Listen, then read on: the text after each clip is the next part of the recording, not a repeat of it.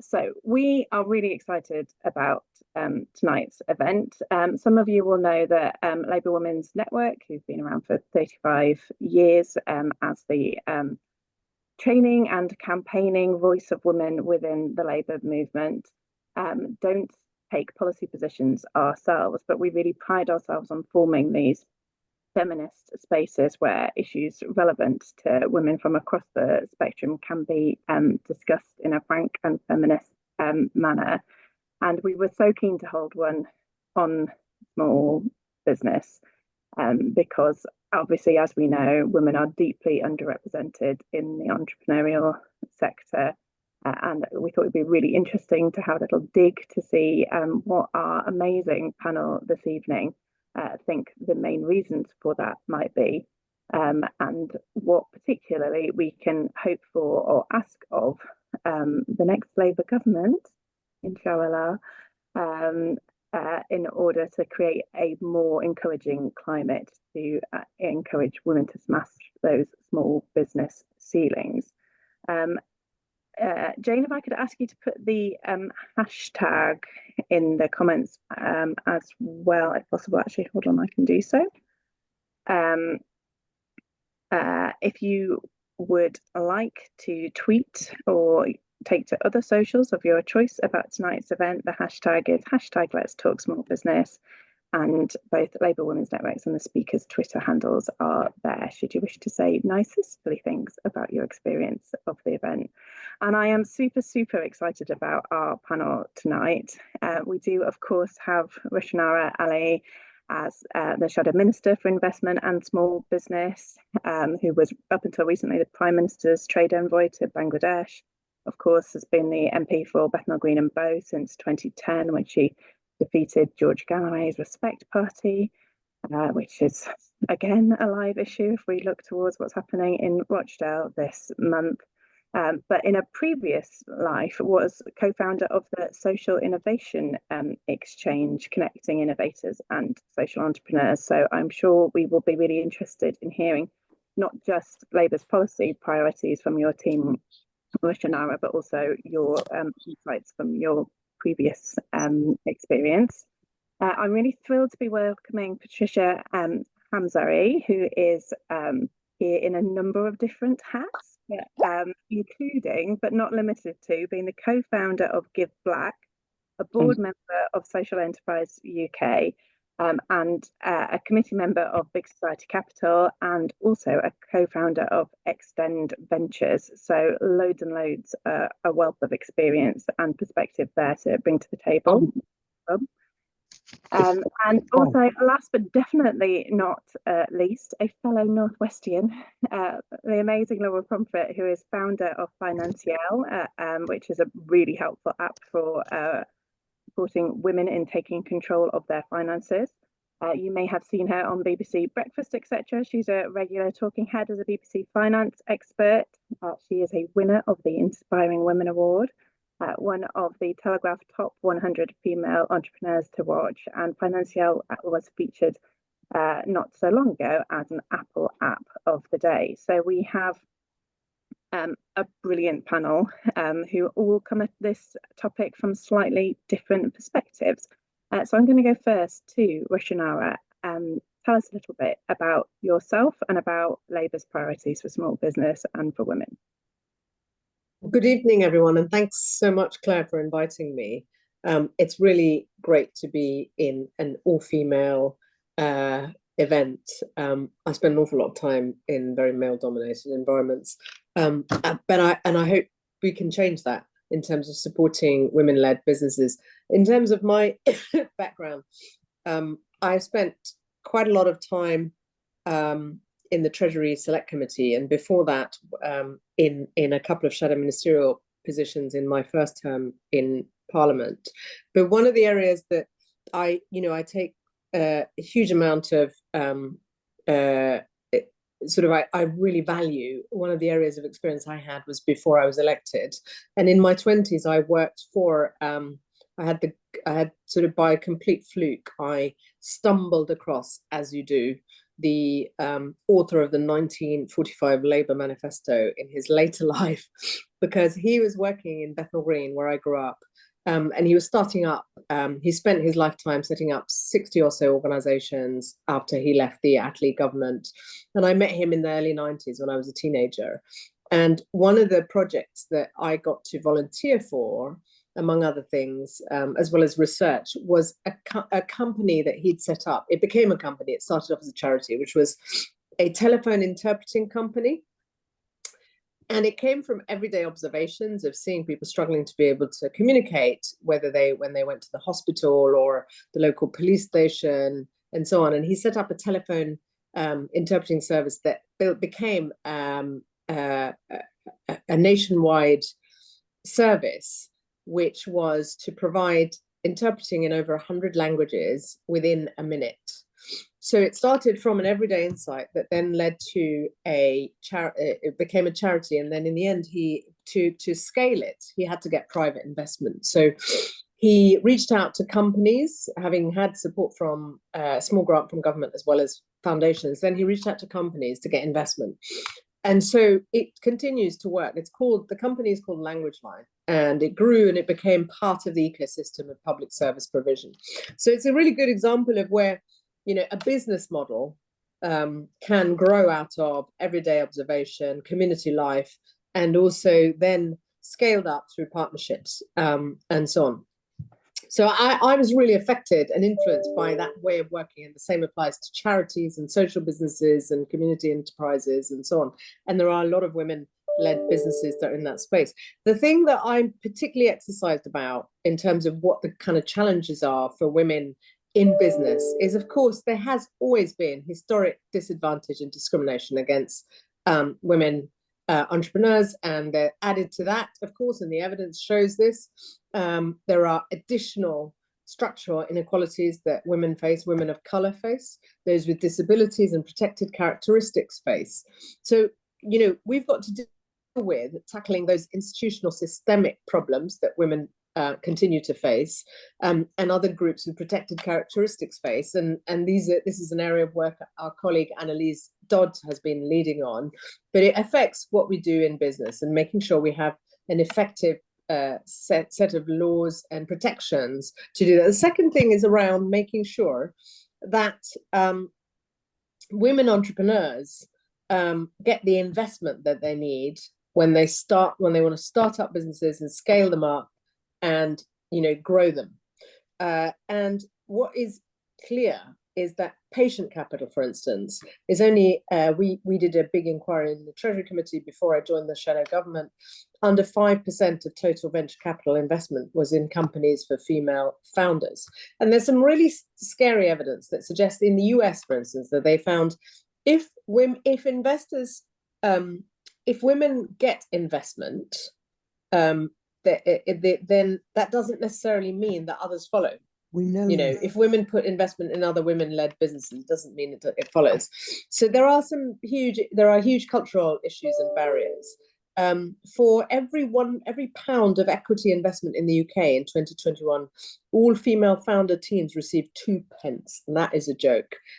All male founder teams received 84 pence, and a mixed gender team received 14p, lower than the 4% received by all female teams in 2020.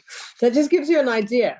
And if you've got those sorts of barriers, then it's really hard. You can have the best idea and the most kind of innovative business proposition, but if you haven't got the finance, then you're being held back. So we've got to do something about that.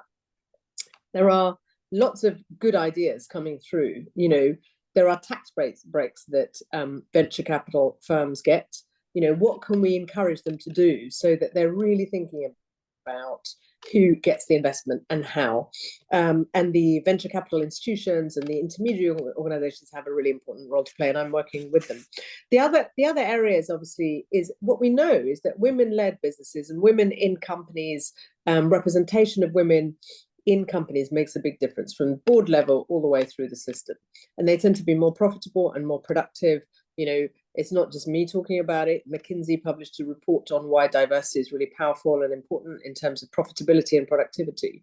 So The business case is very clear, but the moral case is just as important in my view. So in terms of what we're going to do, we need to look at investment in businesses, scale in businesses, but also we need to make sure that women benefit from that. And that means a laser sharp focus on who is actually benefiting from government support and government-backed institutions that are going to, although there is going to be limited finance, the amount that the state spends, whether in terms of tax benefits and incentives, is still huge, and women are disproportionately negatively affected. So we've got to deal with that. There are a whole series of proposals that Labour has already announced into whether it's around finance or small and medium-sized businesses in terms of dealing with things like late payments. If you're running a business, then being paid late can really cause huge issues for businesses that are, operating often hand to mouth, and women-led businesses often find themselves in that position. Antisocial behaviour and tackling that in terms of our high streets. Again, there's an added dimension in terms of safety for women who are running businesses or in the workplace. We've got a clear set of proposals around providing community support officers, increasing the number of people available and taking those crimes seriously and making sure there's proper, there is a safe environment within which people can go to the high streets, but also within which people can run and work in those businesses. There are also a whole series of proposals around, of course, business rates, which are going to be really important, reforming them so that it's a fairer system that is put in place instead. And then, of course, there's a disparity between online businesses as well as high streets, and we need to make sure that's, there's a better balance in terms of big digital, companies that are making huge profits but not paying the appropriate amount of tax. In terms of the skills agenda, my colleague Seema Malhotra, who did this part of this brief, this small business part of my brief, is leading work on skills. And I think that's really important. It's coming up again and again, and it's reassuring when business leaders talk about skills and talent, because again, that links to the productivity puzzle. If we don't, and we haven't, we've had poor productivity since the global financial crisis. If we don't make sure that people from all walks of life and all backgrounds and women's talents are harnessed, and the education system is fit for purpose. And by the way, we've had a massive issue with the pandemic in terms of the impacts and the economic impact of the pandemic and the failure of the government to provide the appropriate funds, a shortfall of 10 billion. The catch-ups are, Kevan Collins made clear that you need to invest 15 billion.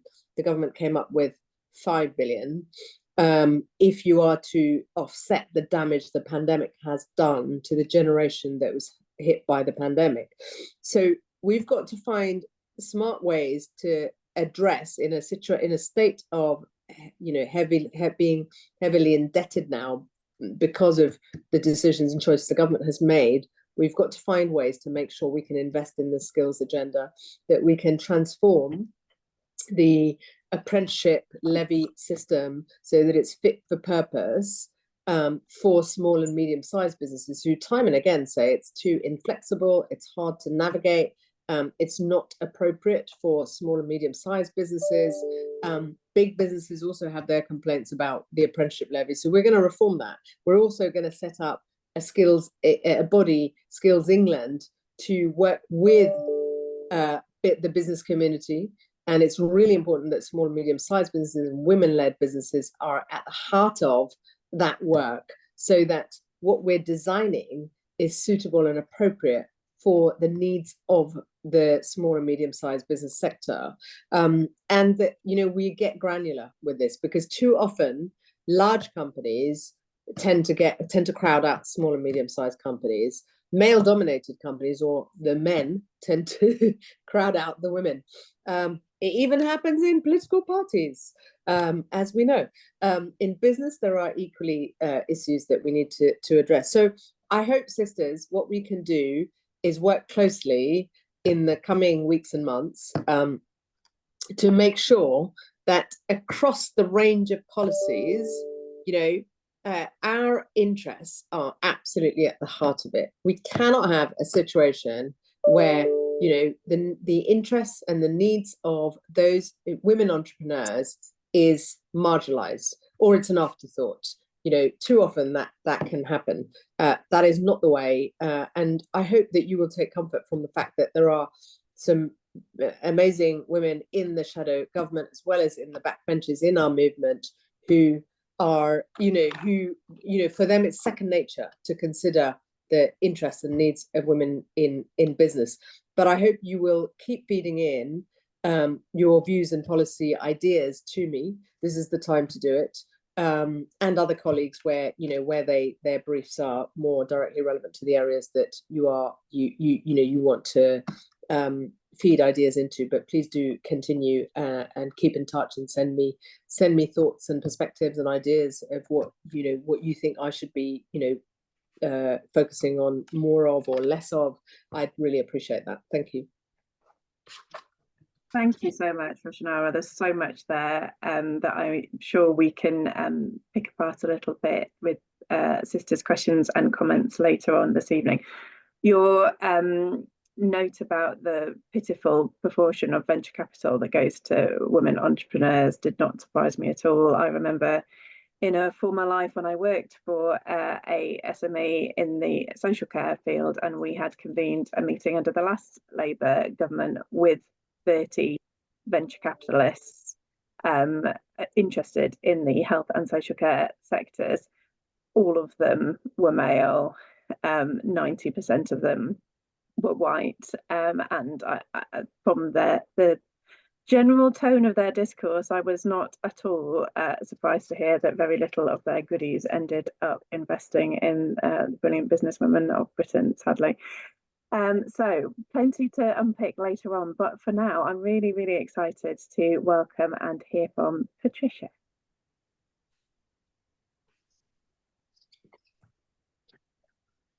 Mute, right, sorry. Hello, everyone. I'm so delighted to be here, and thank you for the invitation. Daunted to be following Rushanara and her command of so much of what the landscape looks like for women in business. And this is such an important topic. And I'm so glad that all of you, have come together to really examine this and look at this very closely.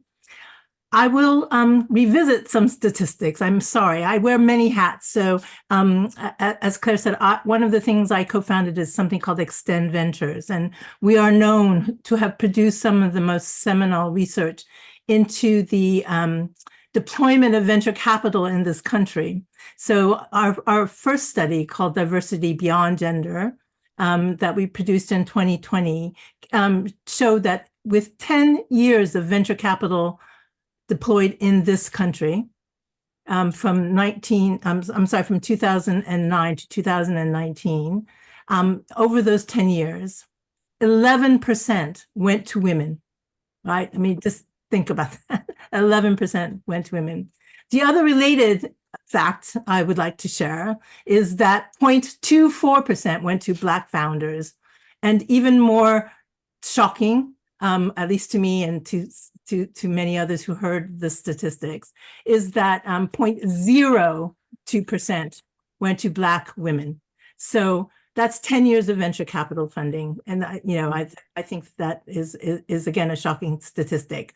But some things do change for the better, and some things unfortunately stay the same. We just revisited our research, and the last at the end of the year, we launched our next report, and we found that from 2013 to 2023, that 11% did incrementally increase to 14.5%. Still a shocking number, right? Still a shocking number. So I just want to slightly leave you with that to ponder. But some other statistics, I think, or at least some numbers that are telling in a way. My other hat is, as in addition to analyzing venture capital, is as Claire said, I'm on the board of Social Enterprise UK. That's because I believe that social enterprise is one of the engines of our economy. If we get it, the right mix, the right support, the right funding, I think social enterprise has a huge role to play. And I think this next fact that I would like to share with you does tell that story, because 59% of social enterprises in this country are female-led organizations. And that contrasts to less than a third of small and medium-sized businesses that are led by women. So let's ask ourselves, why is the figure in social enterprise for female leaders so much lower than the traditional business? One thing in my experience, and I've been in this country for 35 years. I was a conventional banker for many of those years. I've been in the social investment and social finance world primarily for more than 10 years now. My thinking about why there are more women in the social enterprise, leading social enterprises as opposed to conventional businesses. First of all, the opportunity is harder, right? To run your own business, to open your own business, to start your own business. Funding from a commercial point of view is that much harder to as the venture capital statistics show. And many women that I've spoken to who have gone on to open amazing, impactful, creative, innovative social businesses have done so because the structures and some sources of funding are a little bit easier to obtain, whether it's some level of grant funding or some level of other type of support. They found the pathway to social enterprise a little bit easier. But I don't think that's the only reason why the social business sector compared to the mainstream small business sector. I think the other reason is that many women are motivated to create businesses that are supporting their communities, that support the social fabric of our society, that are developed and built for purpose. Whether it's across all different dimensions, they have shown themselves to be able to be focused on that aspect of their entrepreneurship, and even in the commercial sector. Again, I am an LP in a VC, an impact VC that supports underrepresented founders, and I can tell you that the businesses that come to us pitching for funds, they are impactful, they are purposeful, even if they are not social in legal terms. In terms of mission, they are. So I see women in those spaces constantly, and that gives me a lot of hope. That gives me a lot of faith. That gives me a lot of energy, and pushes me to really campaign, champion, showcase whatever I can do. That's what my mission is to be able to really create and champion the community of female entrepreneurs that abound. And I want to kind of leave you with one other challenge, I guess. When we're talking about what labor can do, what government can do, if they are looking at it. I think I saw it in the chat. Recently, there was a really devastating blow to the pathway for females, for women, and for underrepresented founders to succeed. And that was the recent change in the investment threshold for angel investors from 100,000 to 170,000 for the sophisticated investor, as angels investors were being designated. That is going to curtail the level of investment going in to women-led businesses and to businesses founded by underrepresented founders. That is a devastating blow. A whole bunch of us, thousands of us, have lobbied, are working to get the current government to try to find remedies to this devastating blow. And that includes some, ring fence funding, some very specific increased support for things like the Women Investing in Women's Code and other things. But we would hope, and really hope, that any incoming Labor government would also look hard at how to create remedies for that change in designation, because the last thing we need, if we really want to encourage a diverse, robust, creative, enterprise ecosystem, is not to curtail the investment that can flow into that part of the economy. And the three things that we have found in all the work that I do, capital is essential, obviously. The kind of contracts that are afforded to startups and female-led businesses and their access to those contracts, in addition to getting paid on time, but just even having access to the contracts that are doled out by bigger businesses, by government bodies, by authorities, etc. That's important. And then just making connections, like this group of women right here on this call right now, it's a network, it's a community, and we have to really come together, support each other, really showcase each other, championing each other, and make sure that the achievements that our achievements are really put under the spotlight and championed in the right way. That, again, that's my mission, and that's why I'm really grateful to be speaking to you today. Thank you. And we're grateful to have you, Patricia. That was fascinating. Thank you. And I really liked that despite some kind of darkly depressing stats, the keywords that stood out for me are hope, faith, and energy. And I think that is exactly what we need to bring, perhaps to Labour's whole manifesto offer, but particularly to the particular challenges we're talking about tonight. Really loving all the debate contributions, ideas, links in the comments. Thank you very much, sisters. Please do continue to hold a sisterly conversation in the side whilst we are listening to our speakers. And I'm really pleased next to welcome, well, there was some chat about particularly underrepresented sectors here, finance and tech, and Laura is a small businesswoman who hails from both of those disciplines. So Laura, over to you. Oh, it's such a privilege to be here, and to follow Rushanara and Patricia, who have, I guess I'm the case study that we're kind of talking about and walking that walk at the moment, and being someone who's in that space. So, a little bit about Financielle. Financielle is a female-focused finance app to help women take back control of money, and there's a specific emphasis on back. Women control 85% of the world's spending, and I think if you think about what you might do around the home or in your day-to-day life, who's buying the shopping, who's picking where we go on holiday, if we're lucky enough to go, who's buying presents for people, we're making decisions even if we're not always, the bigger earner or in control of the wealth necessarily. And to make a very long story short, we just kept wondering why this was so overwhelming for many people to manage money. By the way, we have 90% female users, 10% other genders on the platform. Lots of actually couples of all genders work the plan together, and it basically came from this idea that lots of budgeting apps are kind of built by men for men. They're built by the banks. They're built to surface up data in a really boring way, in a finance way, which is great if you like that, but the vast majority of us are not. We don't use the F word, we don't say finance, we say money. And so we wanted to help people manage money in a way that didn't feel overwhelming, in a way that helped someone follow a bit of a plan, and hopefully put them onto the path to financial wellness, hopefully wealth as well, but definitely financial wellness first.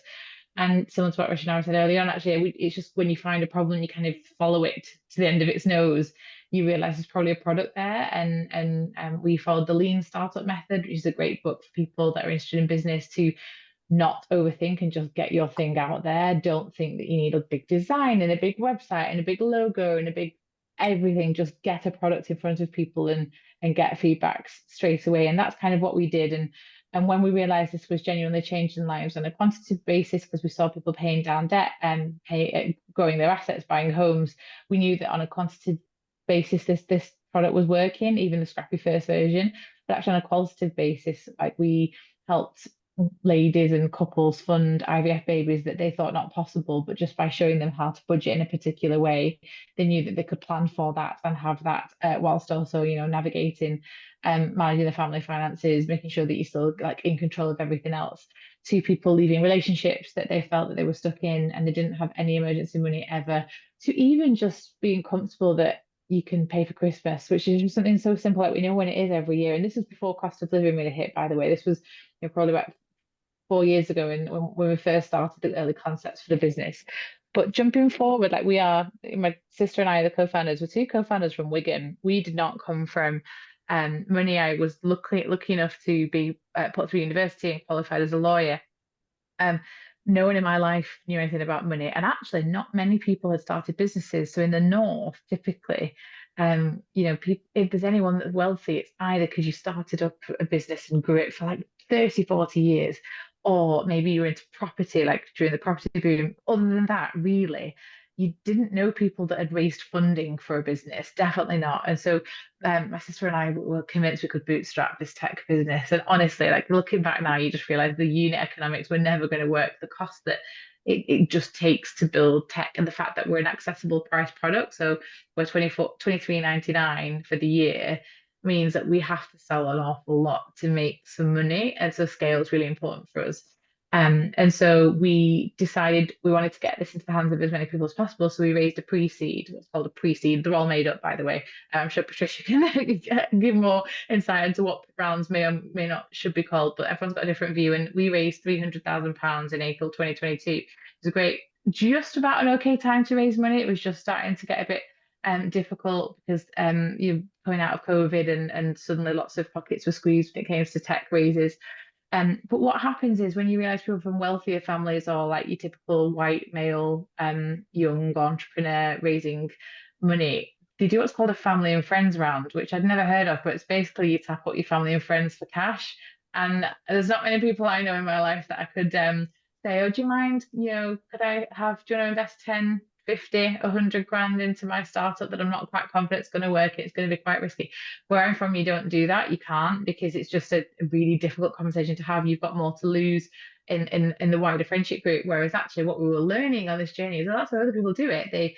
They all help seed each other's ideas, and they kind of become wealthy later if one comes off, and if 9 don't come off, it kind of doesn't matter because it was spare change anyway.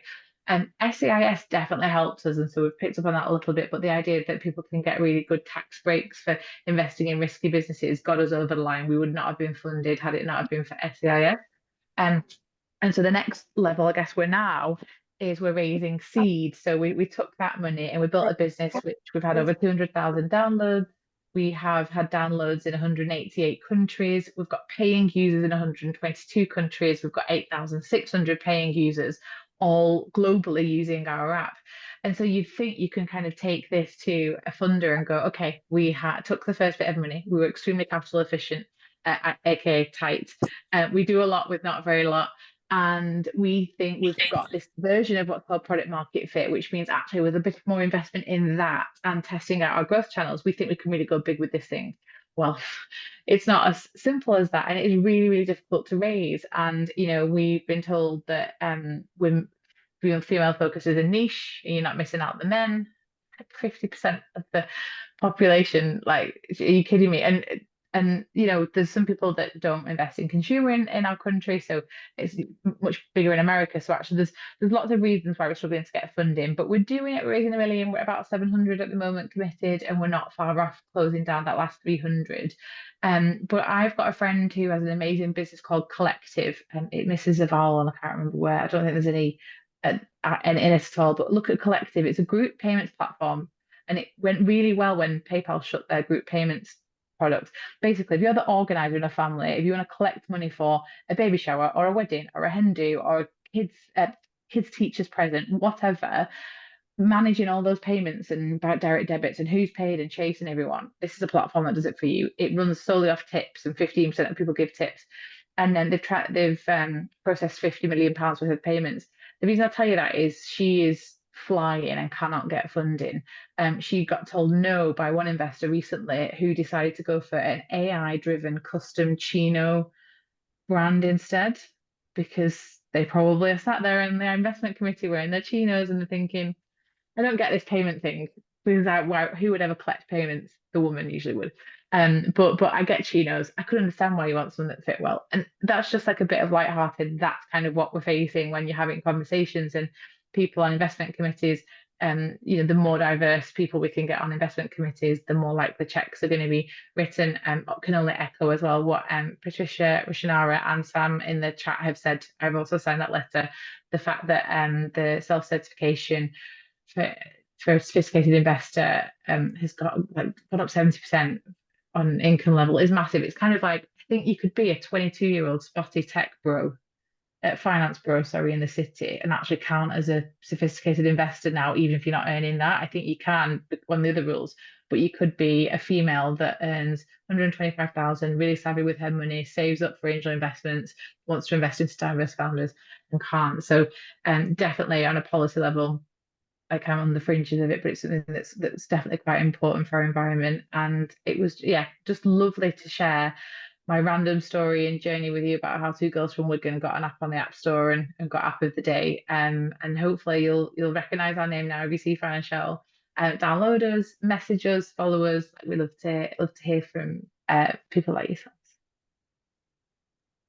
Amazing, thank you so much, Laura.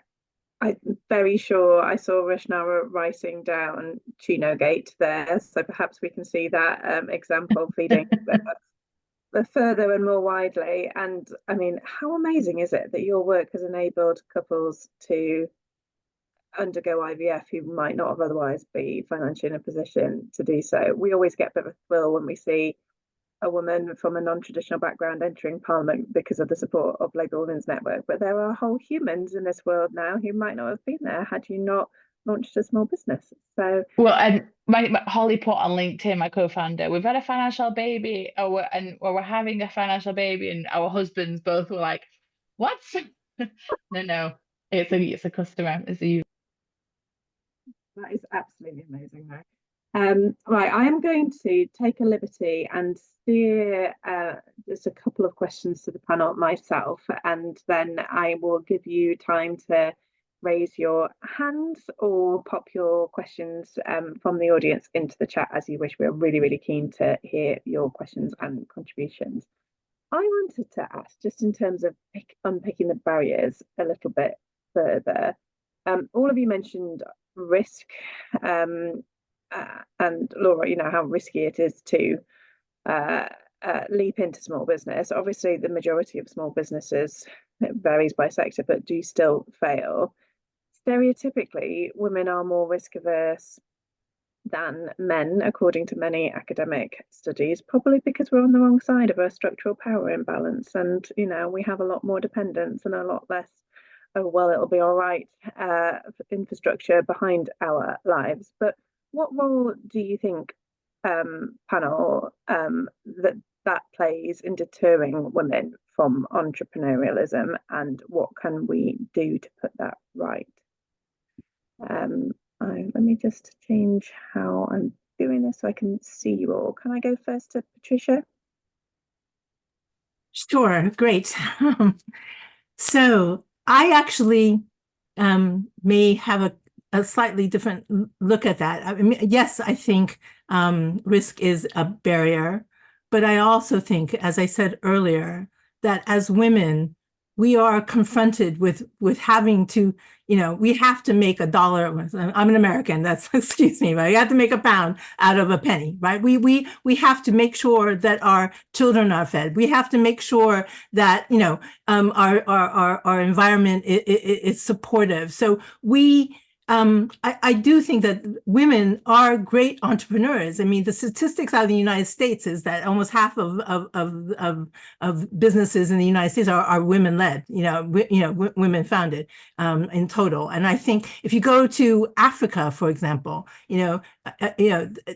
probably over 25% of businesses there, small businesses there, are started by women.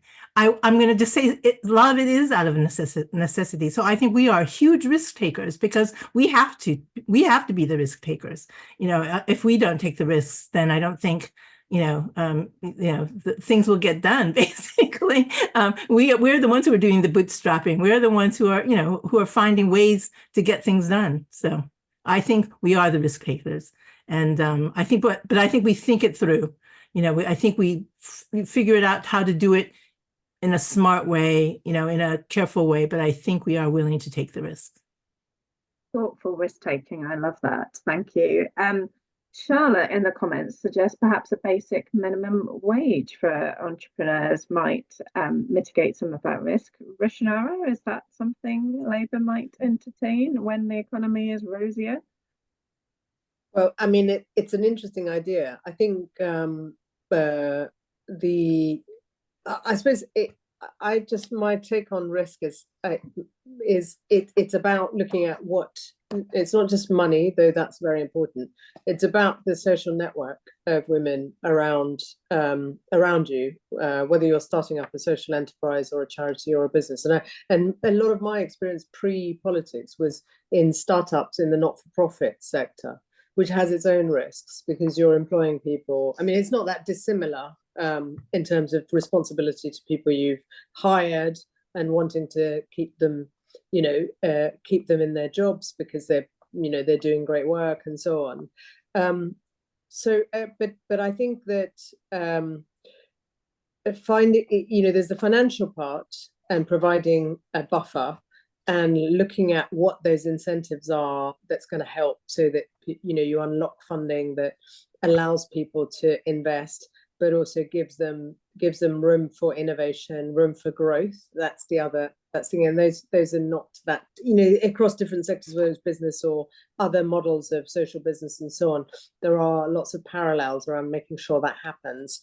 And then I think the sort of network of people who may have started up businesses a few years earlier or 10, 15, 20 years earlier, who are well connected into the sectors that you're involved in, that can be really valuable. I mean, I'm just looking at this network, of women, and what, when somebody's starting up or running a business, when those pressure points kick in, who can you pick up the phone to and get some extra help. So I think Laura mentioned what was it?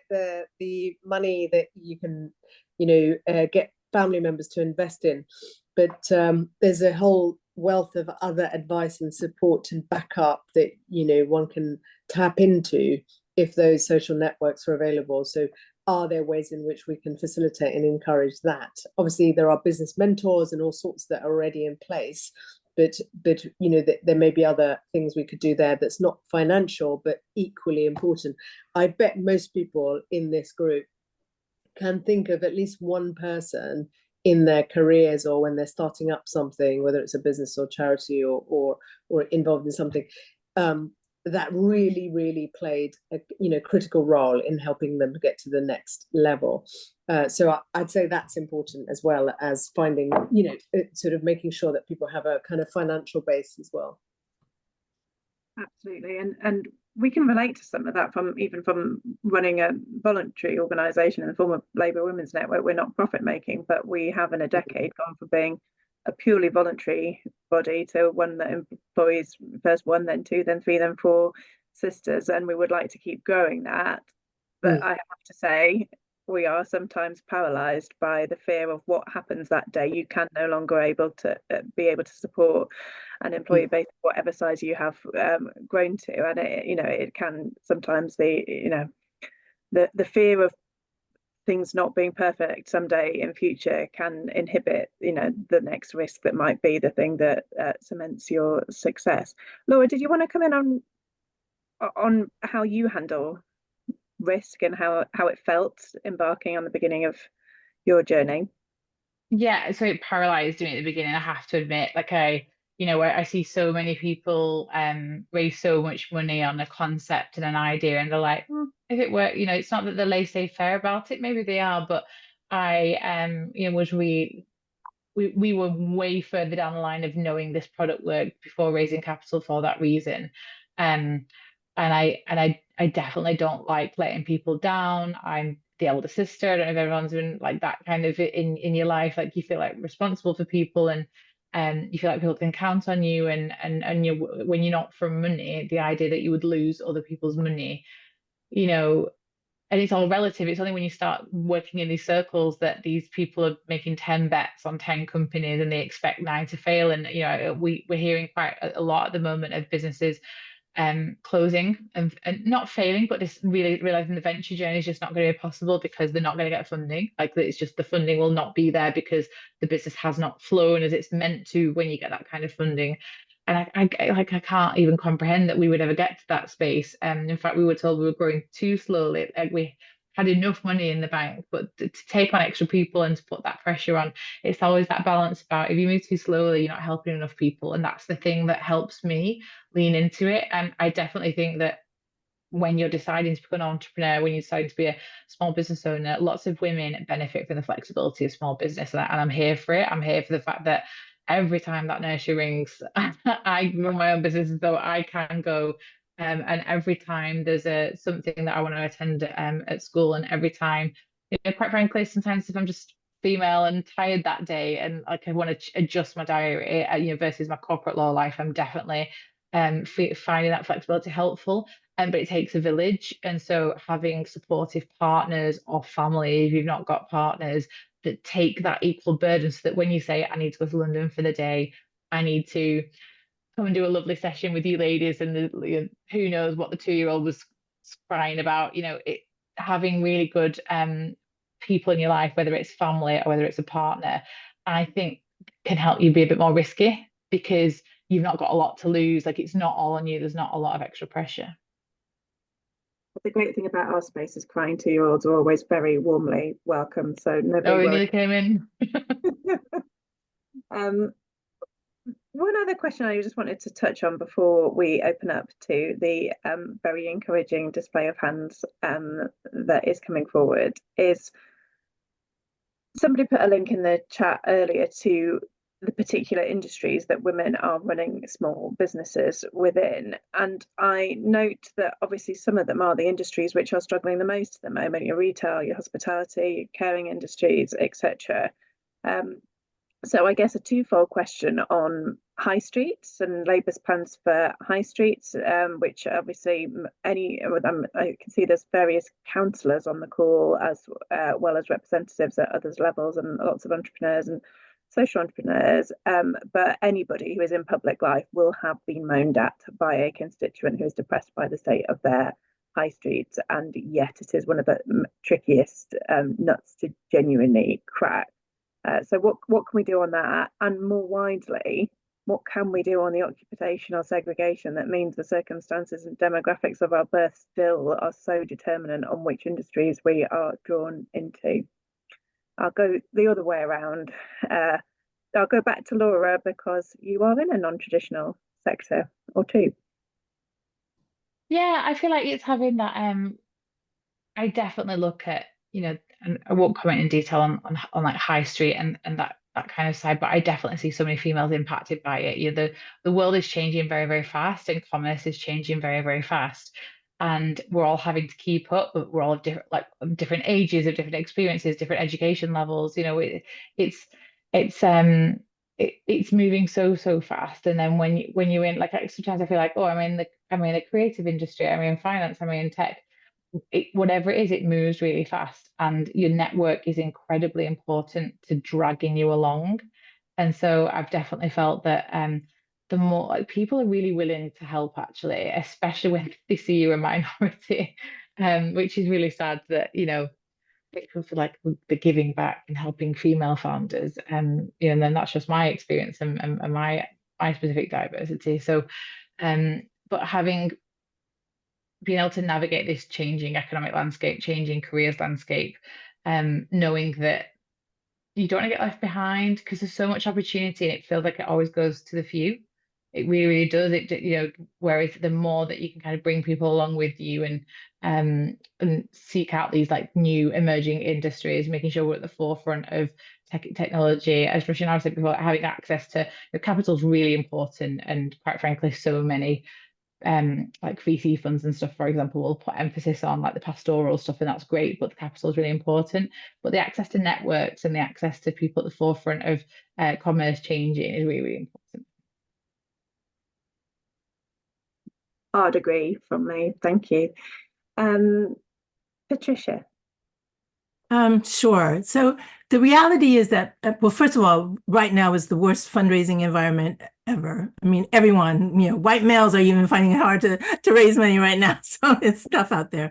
But most of the money, the investment is really focused on anything that's tech and tech enabled. That's where most of it's going. So for a lot of the small businesses that get started, they're not tech enabled. I mean, or they're not tech focused. They might have some technology, they might have some e-tail, dimension, whatever. But a lot of the businesses you said, in terms of those that are struggling the most, it is because they are in those much more, sort of standalone sectors where tech isn't the solution and is and where the investment isn't going. So I think that's something. Again, I think we need to have that diversity of the business landscape. I want to have my food businesses and my cosmetic businesses and my fashion businesses, absolutely.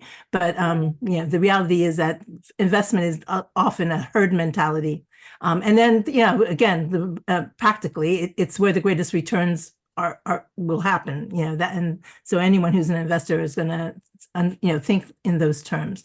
But I hope we can encourage a more, again, risk aware and risk-taking investors to understand the richness that can come from investing, in a diversity of businesses. So that's just one thing. And just to pick up on something that Laura said, and while I totally agree with Rushanara about the scope of support that's out there beyond money. I mean, money is very important. I'm going to say it's very important, but as I said, we need the contracts, the business opportunities, and we need the connections, the support, the resources. However, and what I know from many of the enterprises, the startups, and the entrepreneurs that I speak to, particularly those of us who come from underrepresented backgrounds, if you're a Black and brown founder, if you're a female founder as well, I think what we see is that we are highly over-mentored, because mentoring is the easiest thing for people to do, right? It doesn't cost them that much. So, and I have seen, Sorry, I'm in a meeting. I've seen Black female graduates, master's degrees or whatever, having a business plan that would knock anyone else out of the park, right? And they don't get the funding, but they are mentored.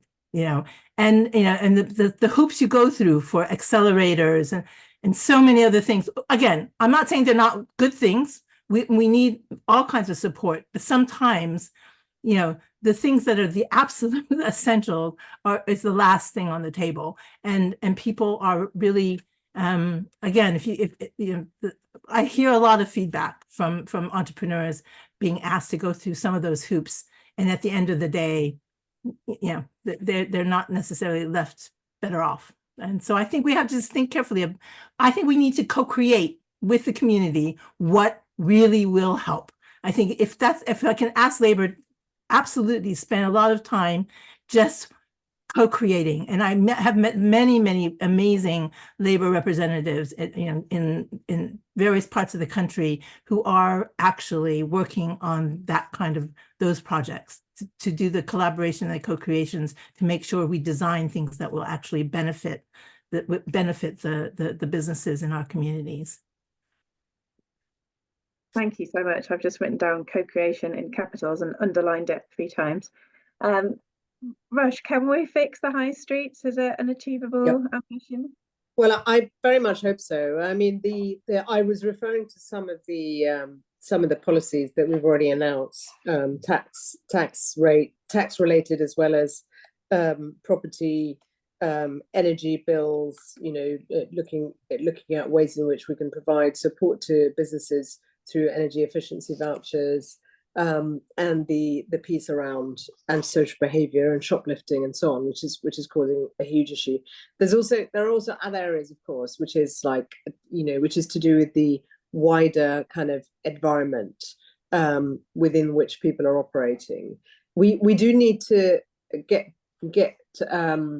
behind some of the barriers to businesses. One, being in the high streets because of costs, but also then being able to remain there as costs start to go up. So there are a number of areas around finance and affordability. And then I guess there are a whole range of other areas that we need to really understand. And I'd be really interested in hearing the views of local councillors as well as businesses who are coming up with new ideas, because no individual high street is going to be, it's not going to be uniform. We're going to have very diverse ways of approaching this. In some parts of the country, it may be that fashion and design is what kind of becomes the dominant theme. In other places, it will be food, or in other places, so you'll have different needs and interests that tends to coalesce.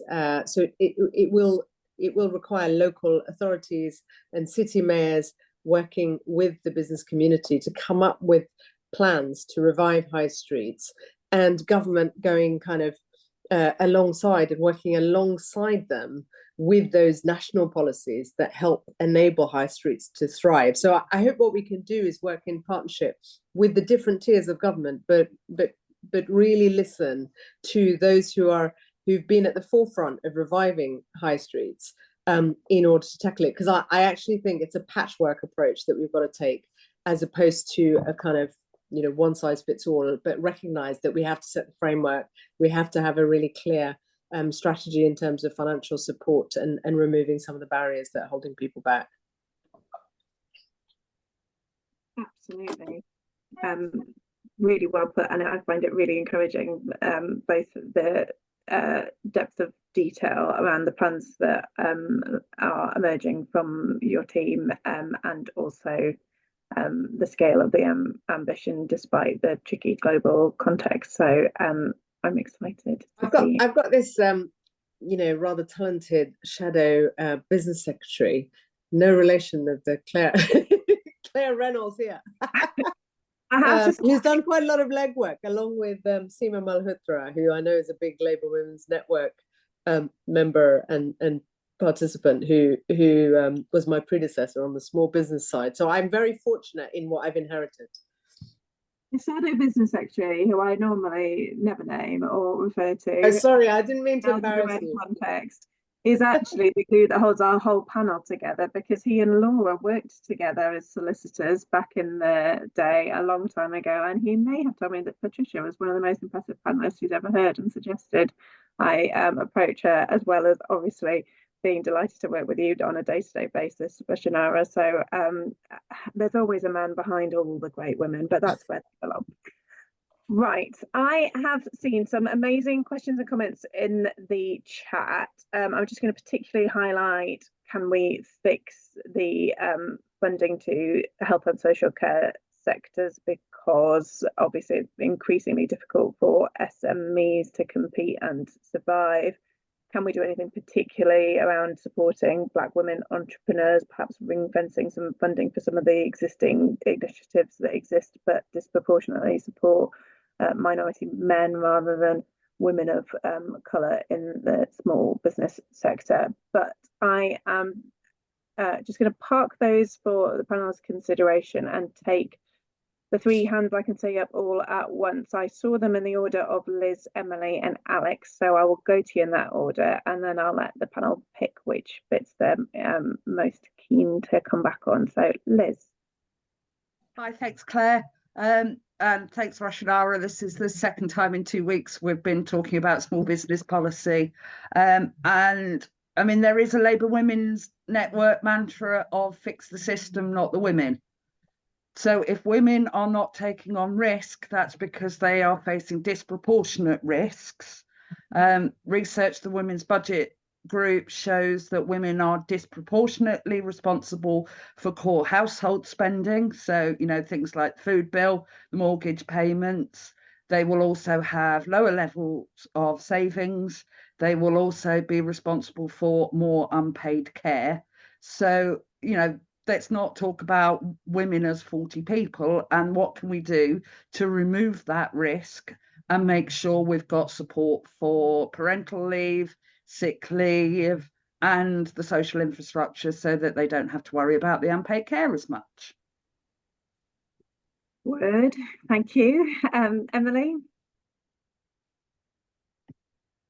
Thank you, Claire. Thank you, everyone. I just wanted to sort of put in a few points as a award-winning founder of a multi-six-figure small business, because Joe, my fellow Joe Cox Women in Leadership candidate, now refers to me as award-winning Emily Pomeroy-Smith. And if I don't, she'll tell me off. So I founded my business after being made redundant whilst on maternity leave. And we're talking about the risk. And the thing is that I was caught by the safety net of tax credits.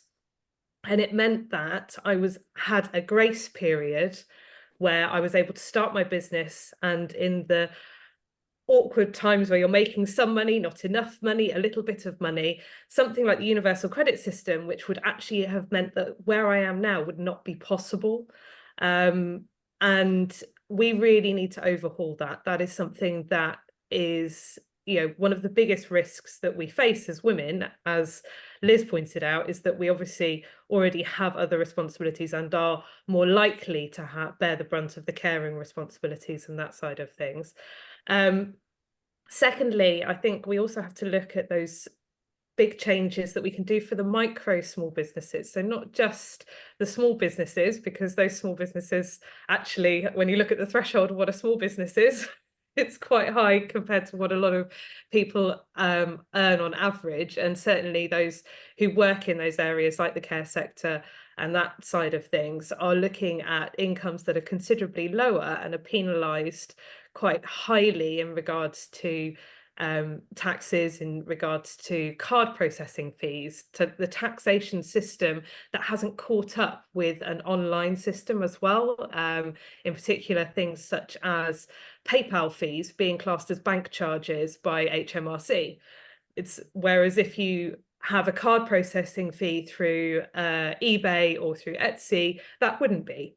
And so you then have to switch to a different taxation system, which then means that you need to pay for an accountant far quicker than you would if you were a builder, for example, just taking your payment through your bank account. So there's definitely some things in the minimum income floor. Liz has pointed out there for universal credit. Absolutely, the way that works would mean that I would not be where I am now, and being able to employ other women and being able to do all of those things. The other thing that I wanted to raise quickly is about the idea of banning 0 hours contracts in a world where actually sometimes for women we need ultimate flexibility, and there needs to be a balance that enables business owners to support women to be as flexible as possible in that way and have the safety net and the security without the penalties that also come with, the permanent employment and that side of things. Again, it doesn't match up entirely with everybody's desires. So flexibility would be really helpful. Widespread nodding there. Thank you, award-winning Emily. Alex, please tell us of any awards you would wish to highlight. Well, I could, but I'll pass on it. So Claire, I used to work in the creative industries, and I was very, very typical in that I was a micro business. One person, me running a limited company, but on projects I was upscaling teams of 30, 40, 50, 70 people on a project. And then I would suddenly get rid of them all because the project was over. Very typical of the creative industry. The issue I had, and the sort of the thing I'd love, reflections on, is that the cost of setting up a company, the cost of running a micro business like that, which is so typical of the creative sector, which is a huge driver of our economy, has just become prohibitive now. Like everything from the complications of your, accountancies to the stuff you can write off. Used to be able to pay yourself a salary, tax-free. There was all sorts of incredible perks that made it very, very worthwhile. Now, you could argue those were deeply unfair. Well, they're not really, because something like the creative industry is incredibly unstable. It's a very risky environment to be in by design, by default. So I'd argue, in a way, bring back those old incentives for things like the creative industries, or maybe Labour can reshape something that would mean that those that operate in that space, both men and women, can find their feet again. Because I think a lot of people are dropping out for the reasons that it's become incredibly difficult to survive in it. Even the stuff you can write off, for example, you know, if you are an editor, you know, an editor might spend, you know, 30, 40, 50,000 pounds on equipment that he or she needs in order to do their job. So it's not like it's a choice, right? So I think that's something to look at from a business perspective, because those micro businesses are actually your major employers in the creative sector. The other reflection I just had, if I may, very quickly, is on age, because I always kind of say, if you set up a business in your 20s, it's out of choice, which I did. If you set it up in your 40s or 50s, it's out of necessity. What I mean by that is that you might, especially for women, I know there's men, you know, there's probably men as well who will feel exactly the same way, but I think women who faced a career's worth of structural inequalities, gender pay gaps, they're paid less, they get to their 40s and 50s, and suddenly they're sending off 200 applications and they can't even get a job interview for a role they've done 15 years earlier, right? Charlotte's nodding. I'm sure many of you are nodding, but like, that is the brutal reality of it. You know, once you hit 40, it's not only your gender, or it may be also your race, double disadvantage, but now we've also got ageism on top of it. So it's almost like, it's like the perfect storm. So I think ageism is very often forgotten, especially in initiatives, policy initiatives, and other initiatives, because they focus on youth. Now, there's nothing wrong with that, but the problem is, if we get diverse youth into, you know, into business, starting companies, that's wonderful. But if you have a glass cliff, as it's called, at the other end, that is incredibly, that's basically wasted effort. Let me put it really bluntly, because you're supporting, you're mentoring, you're building up all these young people, great, but then you've got women who are dropping off like lemmings off that glass cliff. So I think that is a really, really big issue, and it's something I would love to see the Labour government address, because I think ageism and age is usually the protected characteristic that's never mentioned in any DEI circles I've been in. So those would just be my reflections. Hopefully they're helpful. Lemming attrition, I have written down. Thank you. I am conscious of time, so I'm going to take the remaining hands whilst we're hearing from you as an audience as well. I can see Charlotte and Jodie and Abby. Abby-Adin, were you waving at me earlier? Yeah, I was. Yeah. Do you want me to continue speaking, or you want to allow somebody else to come in? I am going to call you in at this moment, and then I'll go to Charlotte and Jodie, if you don't mind patiently waiting, sisters. Thank you. All right. Great. Thank you very much. Yeah.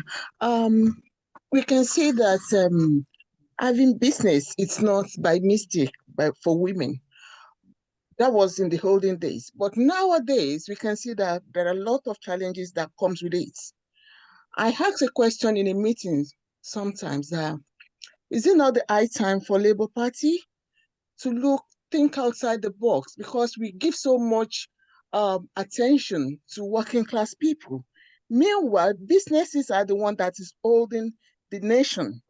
Small businesses, especially during the time of pandemic, you can see how smaller businesses are folding up, you understand? And they needed more support, you understand? But unfortunately, they couldn't get the support that was needed. And that makes most of them to have a kind of second thought that, are they sure of what they are doing? In as much as there hasn't been any support, no recognition for what they are doing. Of course, people get up in the morning, they go to their various working places. Oh, I have a job, I'm working. What about the business owners that doesn't sleep? It took them almost 24/7 to maintain their jobs. Yeah, if we have to look at it very well. For instance, if I'm working for someone, whether the person make a profit or not, it doesn't concern me. But once the month ends, I have to collect my salary. But look at it from the other side. The business owners, whether you like it or not, you have to look for how the strategic planning of the business, you have to look for the cash flow and some other things has to come in. So it goes with our mental health, to be honest with you. Looking at it from, okay, I mean, I am an entrepreneur, and what do you bring onto the table? In fact, some people are even asking me, because some of my colleagues were asking me that, okay, now that we have a business, are we not entitled to have our voices being heard in a place where the decision is being made? So it's actually giving me a kind of, unbalanced thinking that, is it that we are not doing enough? That we are not able to have a kind of support that we're actually entitled to? To me, it seems as if people are being deprived of their rights. Thank you so much for this. Thank you, absolutely. Who is really holding up the economy, and how can we support their resilience? Brilliant. Charlotte, thank you for your patience. Thank you. I went to a meeting last year in Manchester where people were talking about zombie businesses not being worthwhile. They weren't making big enough profits. And I run a zombie business, but I re-engineer people so that they can function fully. So for instance, one lad I'm working with who's 14, his trajectory was he was going to be in care for life and dependent on the state for life. He will no longer be in that position. He can now learn quite efficiently. My sort of business is going to save the public purse a fortune if government will understand how to support full human development. We have got to recognise a return that is possibly not profit, but is saving for the public purse. And I think that's where women are very good. Yeah. Thank you very much. Jodie.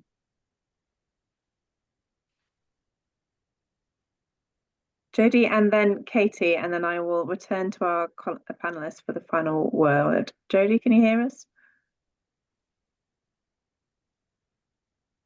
Jodie, are you still there? Is that a current hand or a legacy hand? I think Jodie might be having tech issues, so I'm going to go to Katie, and then if you wish to contribute, Jodie, just make yourself known when we have heard from Katie Cruikshank. Hi. Hiya. Yeah, I'm asking the same question I asked Rachel Reeves at the conference in Liverpool, and followed up with Annalise. It's to do with small business. And when we say small, I mean small, because I run a project management and cleaning company. And these two businesses, especially the cleaning one, which is so important, when people are listing businesses, those are they're not even in the list or thought of. But it's so important because during COVID, most people, including yourself, survived in what you did because people were cleaning.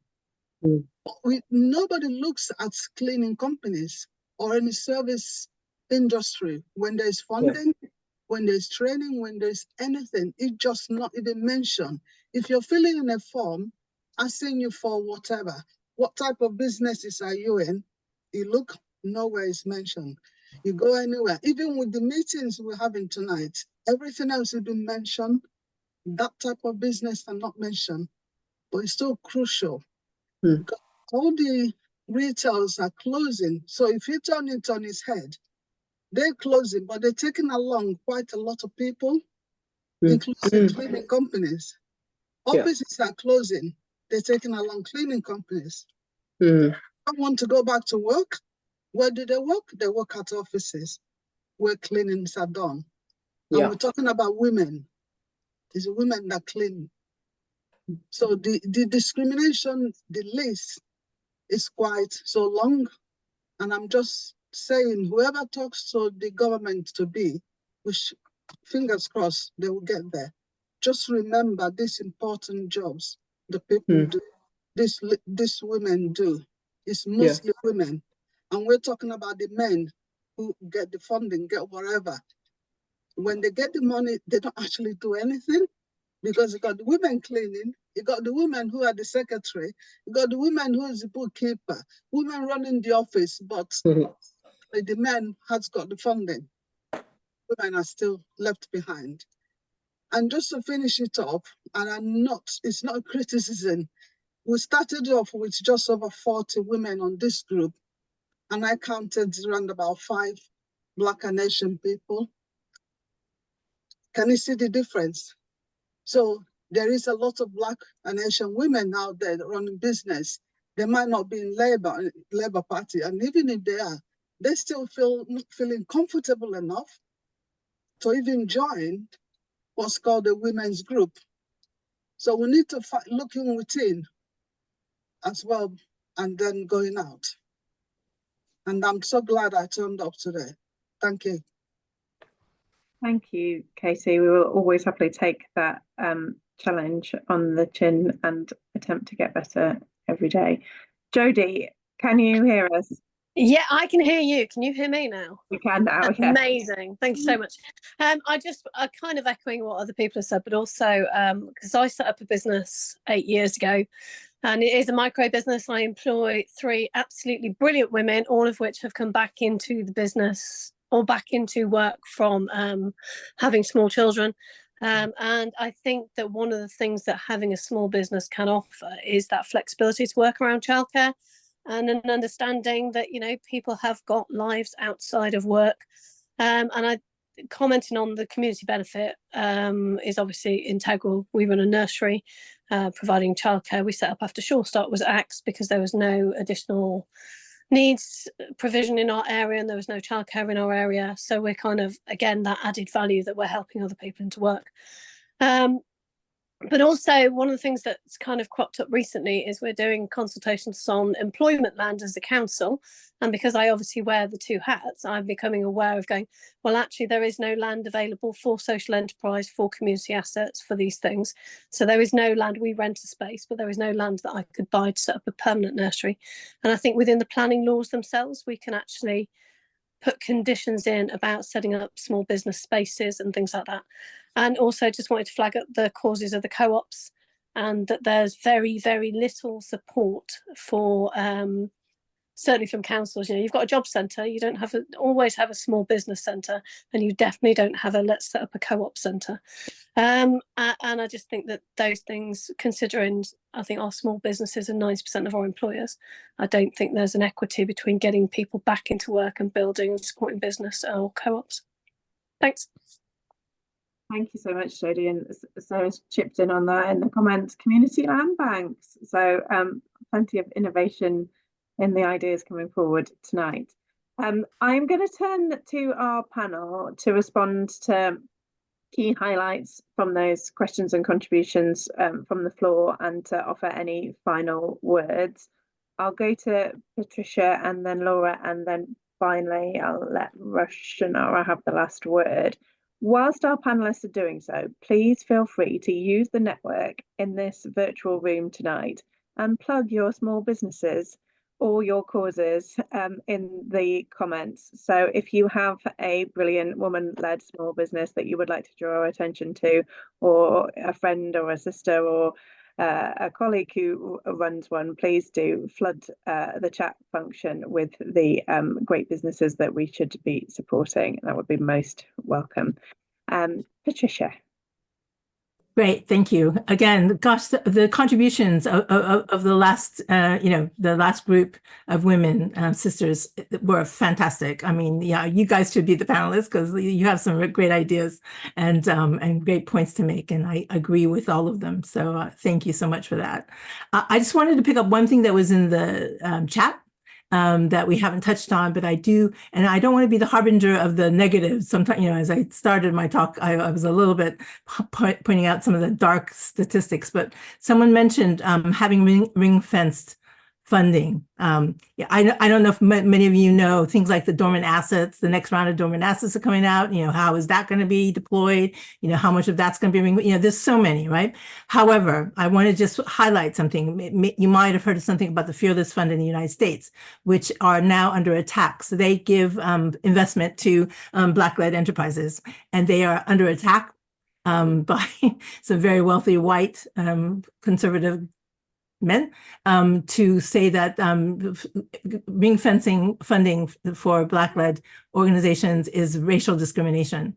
And yeah, that's in America, but I'm going to say some of that is going to be creeping over here. I think it's already creeping over here, with most of the funding coming from American institutions here. They're going to be concerned about the legal ramifications, and I think we're going to see a lot of backtracking for any kind of intentional support.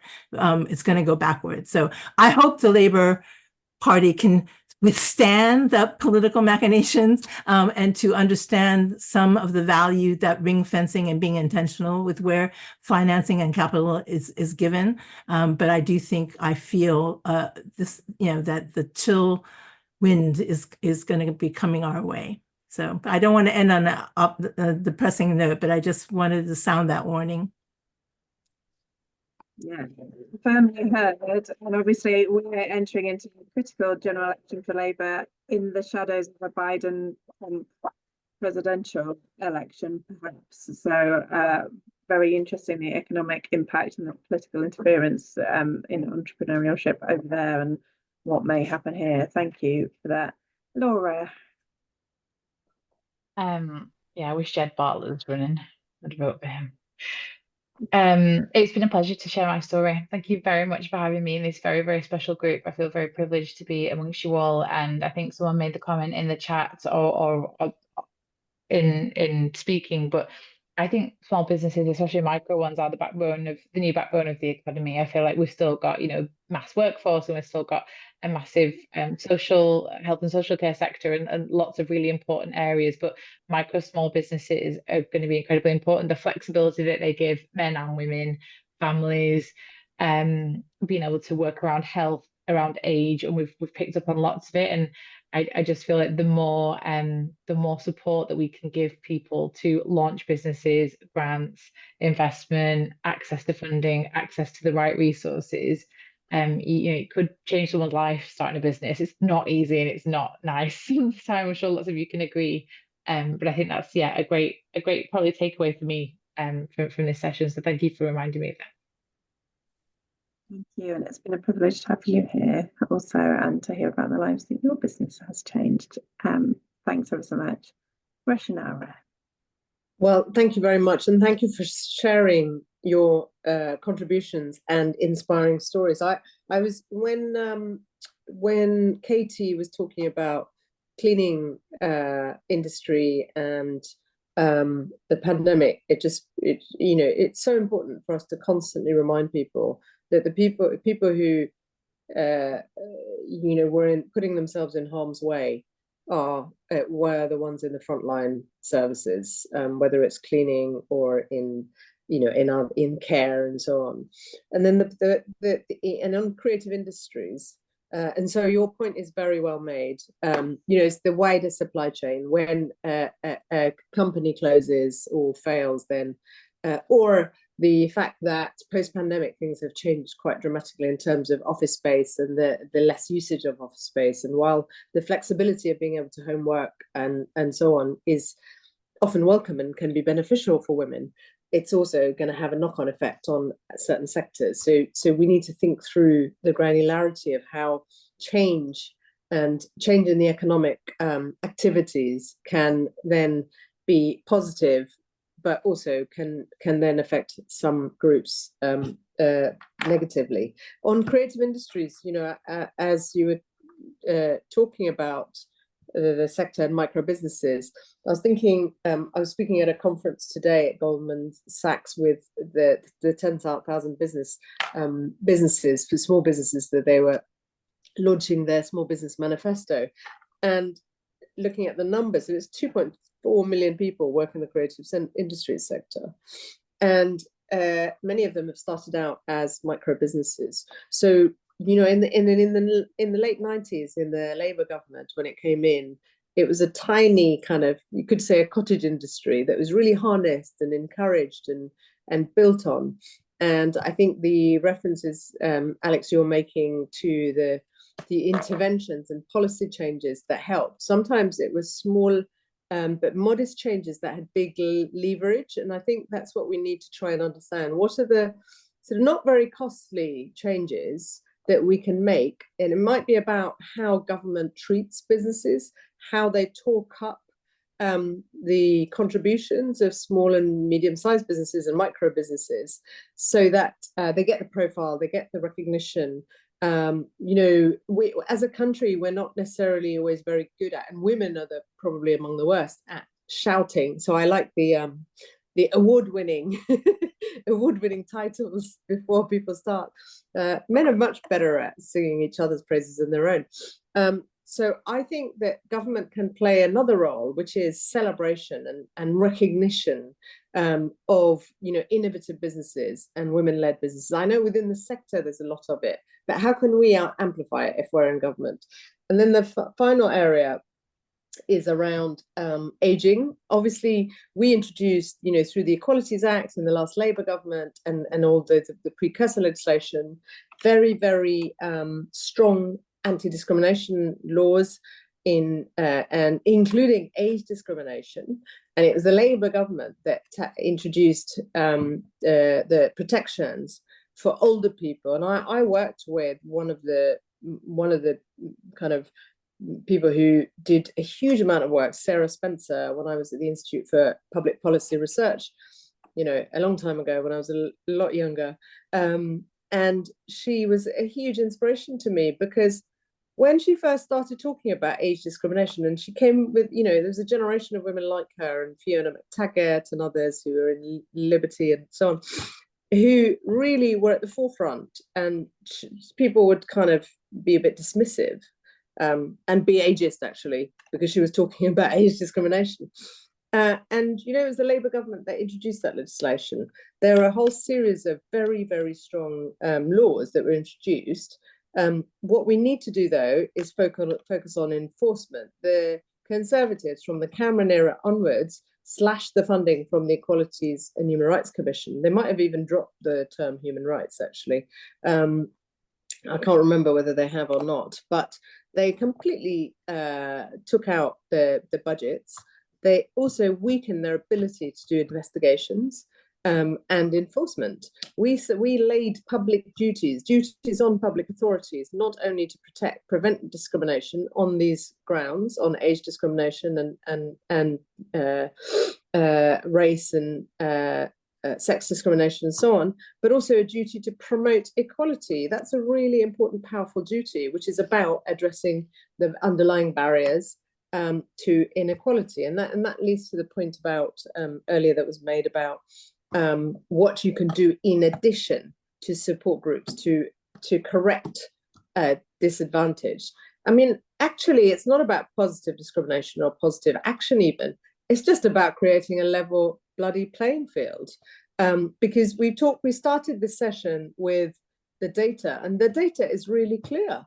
Investors are not putting money into women-led businesses. If they did, they'd be more profitable. The evidence is there, so it's a no-brainer. We need to encourage them to do that. And where there are tax incentives and so on, we need to really push those organizations. If you're going to benefit from taxpayers' money, and half the population who are taxpayers are women, then we expect to see outcomes. And that means using, whether it's how they report and so on, what the impacts are. That's going to be important. Transparency, monitoring, and so on. All of that data and evidence is going to be really powerful. And then the final thing I would say is about partnership, which sounds a bit kind of, motherhood and apple pie, but actually partnership's really important. What I see when I speak to investors, whether it's the big businesses or medium-sized type investors, is there's a real appetite for, investing in businesses that are doing well and successful. So there's that. And then there's the technology dimension. How can we use technology to look at different ways in which women can support each other through small-scale investments? Platforms can play a part, but we need to make sure that the regulatory framework is there so that their investments are protected. Because I've seen, in the work I did for many years in the Treasury Committee, how particular scandals can knock confidence back from investors, which is where some of that you can get unintended consequences when you're trying to protect people from their from being exploited and so on. So there's a job to do around finance regulation and making sure the regulation's fit for purpose and it doesn't have unintended consequences.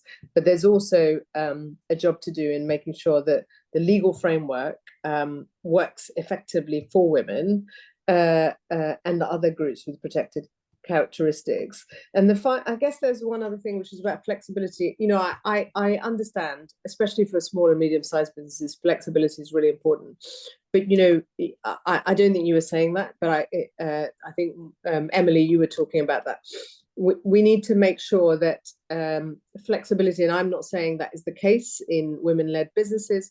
We just need to make sure that the flexibility is not code for exploitation.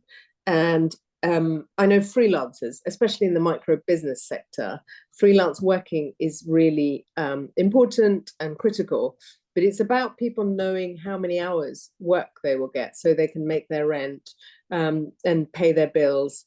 I see that a lot in the care sector in my constituency, where we put in the Labour controlled local authority, when it was in charge, put in some provisions so that they had some predictability. Otherwise, it's just impossible to function. So I know that's not what you're talking about, but my colleague Justin Madders is working on the New Deal for Work and really thinking hard about how we make sure that what we put in place is proportionate, recognizing that small and micro businesses will have particular needs, and working with business to get it right.